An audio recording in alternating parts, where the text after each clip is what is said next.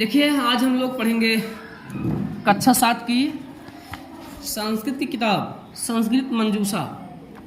किताब का 7वां पाठ है, 7वां पाठ। 7वां पाठ का नाम है प्रहेलिका। प्रहेलिका मीन्स होता है पहेलियाँ। इसका पहला श्लोक है दंतैर्हीनः शिलाभक्षी निर्जो बहुभाषकः गुणस्यूतिः समृद्धो अपि पारपादेन गच्छति। दंतैर्हीन मीन्स होता है दांतों से हीन, जिसके पास दांत नहीं है। दांत नहीं है। शिलाभक्षी, शिला मीन्स होता है पत्थर।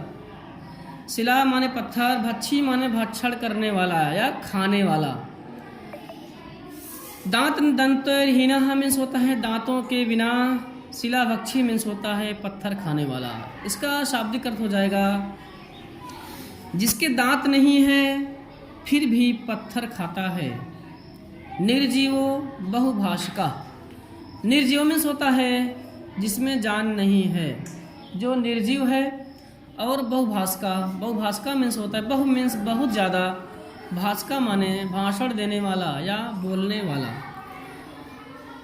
दांत नहीं है, पत्थर खाता है, और प्राण नहीं है, जान नहीं है, फिर भी बहुत बोलता है। गुणस्यूति, गुणस्यूति का अर्थ होगा जो रस्सियों से बना हुआ है, रस्सियों से गूंथ करके बना हुआ है।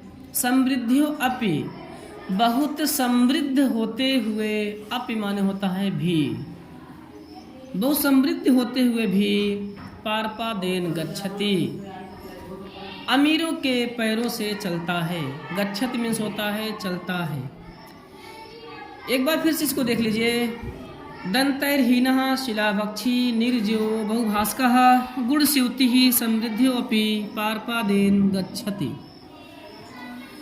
दंतैर्हीन मीन्स होता है दांतों से हीन, जिसके पास दांत नहीं है, फिर भी शिलाभक्षी, फिर भी पत्थर खाता है। निर्जीव बहुभाषकः, जान नहीं है फिर भी बहुत बोलता है। गुणस्यूतिः, रस्सियों से, महीन रस्सियों से बना हुआ है। समृद्धो अपि पारपादेन गच्छति, समृद्ध होते हुए भी अमीरों के पैरों से चलता है, दूसरों के पैरों से चलता है। इसका अर्थ बताइए। इसका अर्थ होगा जूता। क्या अर्थ होगा? जूता। इसका अर्थ होगा जूता। चलिए फिर दूसरा देखिए, दूसरा श्लोक देखिए। लिखा है शोभितो अस्मि शिखंडेन दीर्घैः पक्षैः अलंकृतः राष्ट्रियो विहगः च अस्मि नृत्यं पश्यन्ति मे जना। इसका अर्थ होगा शोभितो अस्मि, बहुत सुशोभित हूँ, बहुत सुंदर हूँ। शिखंडेन, शिखाओं से, मैं पंख से, मोर के पंखों की तरह मैं सुंदर हूँ। दीर्घैः माने बड़े बड़े, पक्षैः पंखों से, अलंकृतः मैं सुशोभित हूँ, बड़े बड़े पंखों से मैं सुंदर लगता हूँ। राष्ट्रीयः विहगः, मैं राष्ट्रीय पक्षी, च माने और, अस माने हूँ, मैं राष्ट्रीय पक्षी हूँ। और नृत्यम पश्यन्ति मे जना, जना माने होता है लोग, लोग में माने मेरा, नृत्य माने नृत्य, पश्यन्ति माने देखते हैं, लोग मेरा नृत्य देखते हैं। एक बार फिर से देख लीजिए दूसरा। शोभितो अस्मि दीर्घैः, शोभितो अस्मि शिखंडेन दीर्घैः पक्षैः अलंकृतः राष्ट्रियो विहगः च अस्मि नृत्यं पश्यन्ति मे जना। इसका अर्थ होगा शोभितो अस्मि शिखंडेन, मैं शिखाओं से, बड़े बड़े पंखों से, मैं मोर के पंखों की तरह मैं सुंदर लगता हूँ। मैं राष्ट्रीय पक्षी हूँ लोग मेरा नृत्य देखते हैं। लोग मेरा नृत्य देखते हैं। चलिए तीसरा देखिए, लिखा है पठितः न अस्मि अहम किंचित तथापि साक्षरः अस्मि अहम पादैः विना एव गच्छामि कथयामि विना मुखम। कहने का अर्थ है पठितो न अस्मि अहम। अहम माने मैं, ना माने नहीं, अस्मि माने हूँ, पठितो माने पढ़ा। मैं पढ़ा हुआ नहीं हूँ। मैं कुछ भी, किंचित मीन्स होता है कुछ भी, मैं कुछ भी पढ़ा नहीं हूँ। तथापि मीन्स होता है फिर भी। साक्षरः मीन्स अक्षरों के साथ। अस्मि माने हूँ, अहम माने मैं कुछ भी पढ़ा नहीं हूँ, फिर भी मैं साक्षर हूँ। फिर भी मैं साक्षर हूँ। दूसरी लाइन देखिए, पादैः विना एव गच्छामि। पादैः मीन्स होता है पैरों के, बिना माने बिना। मैं पैरों के बिना, एव माने ही, मैं पैरों के बिना ही, गच्छामि माने होता है जाता हूँ। पैरों के बिना ही मैं जाता हूँ। मुझे कोई पैर नहीं है, फिर भी मैं जाता हूँ। कथयामि बिना मुखम। कथयामि माने बोलता हूँ, बिना माने बिना, मुखम माने मुख के। मेरे पास कोई मुख नहीं है, मैं बिना मुख के ही बोलता हूँ। मैं बिना मुख के ही बोलता हूँ। ठीक है, एक बार और देख लीजिए इसको।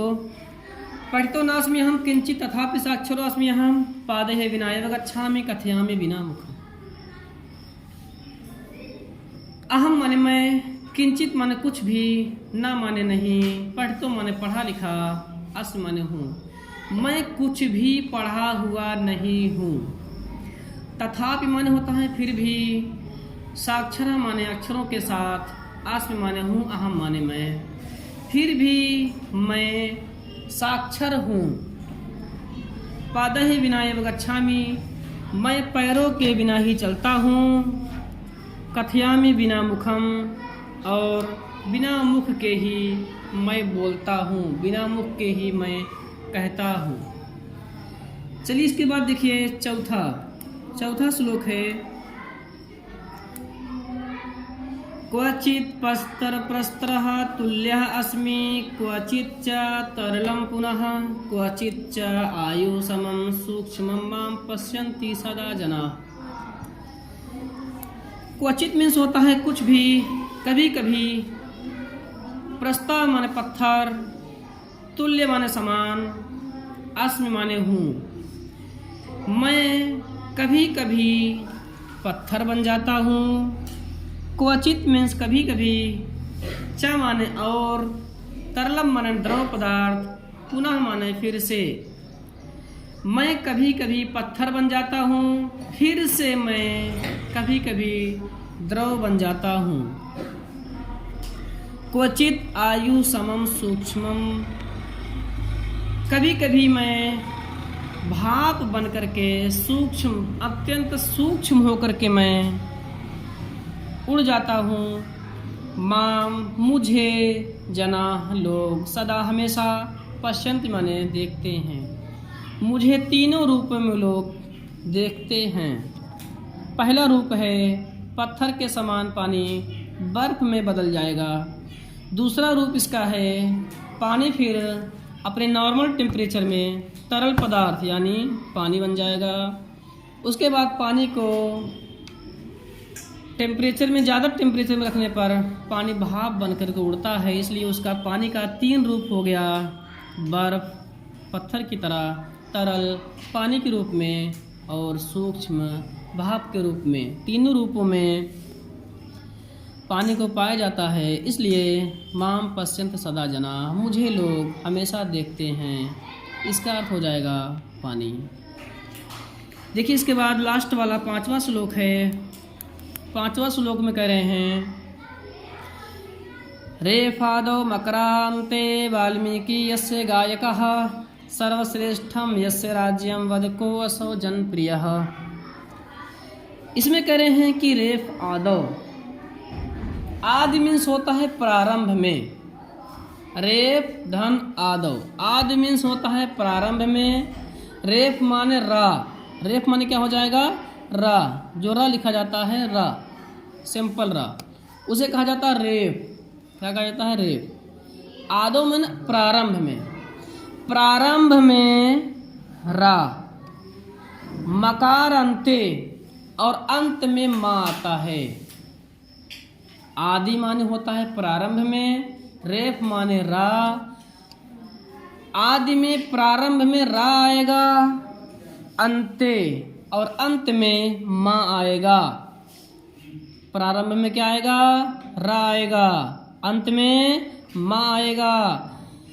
वाल्मीकि यस्य गायकः, वाल्मीकि जी ने जिसका गायन किया है, वाल्मीकि जी ने पूरा रामायण लिख दिया है इन्हीं के विषय में। वाल्मीकि जी का पहला श्लोक है, जब वाल्मीकि जी तपस्या करके नदी के किनारे से जा रहे थे, रास्ते में एक मृत पक्षी पड़ा था, उसको देखते ही वाल्मीकि जी के मुख से जो श्लोक निकला, मां निषाद प्रतिष्ठां त्वं गमः शाश्वती समा यत् क्रौंच मिथुनात्यकं वदि काम मोहितम। उनके मुख से जो श्लोक निकला, वहीं से वाल्मीकि रामायण का प्रारंभ हो जाता है। वाल्मीकि रामायण का पहला श्लोक ही है यही। उसके बाद श्लोक से ही वाल्मीकि जी के रामायण का प्रारंभ हो जाता है।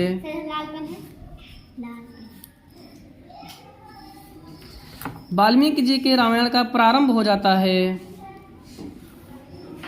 वाल्मीकि जी ने जिसके विषय में, जिसके विस्तार, पूरा विस्तार से, जिसका यश माने, जिसका गायका माने गायन किया है, जिसका गुणगान किया है, सर्वश्रेष्ठम यस्य राज्यम, जो अपने राज्य में सर्वश्रेष्ठ है, सबसे बड़ा है, वद को असौ जनप्रियः, जो समस्त लोगों में प्रिय है, को असौ वद, वह कौन है उसके बारे में बताइए। वद, वद माने बोलिए। रेफादो, प्रारंभ में रा है, प्रारंभ में क्या है रा है, और मकार अंते, और अंत में माँ है, अंत में क्या है माँ है। वाल्मीकि जी ने जिसका गायन किया है, अपने पूरे रामायण में 7 कांड हैं, बाल कांड, अयोध्या कांड, अरण्य कांड, किष्किंधा कांड, सुंदर कांड, लंका कांड, उत्तर कांड। वाल्मीकि जी ने 7 कांडों में, पूरे रामायण में जिसका गायन किया है, और सर्वश्रेष्ठम यस्य राज्यम, पूरे राज्य में जो सर्वश्रेष्ठ है, पुरुषोत्तम, जो सबसे पुरुषोत्तम है, वह असौ जनप्रियः, वह समस्त संसार के लोगों के हृदय में विराजमान है। बताइए वह कौन है। अर्थात उसका उत्तर होगा, इसका उत्तर होगा श्री रामचंद्र जी। क्या उत्तर होगा? श्री रामचंद्र जी, जिसके बारे में वाल्मीकि जी ने पूरा रामायण लिख दिया है। चलिए ठीक है, इसके बाद कहीं आप लोग इसको देखिए, ना समझ में आए दोबारा देखिए, कहीं कोई दिक्कत हो तो कमेंट करके पूछ सकते हैं। ठीक, आज का लेसन हमारे ख़त्म होता है। ठीक है, धन्यवाद।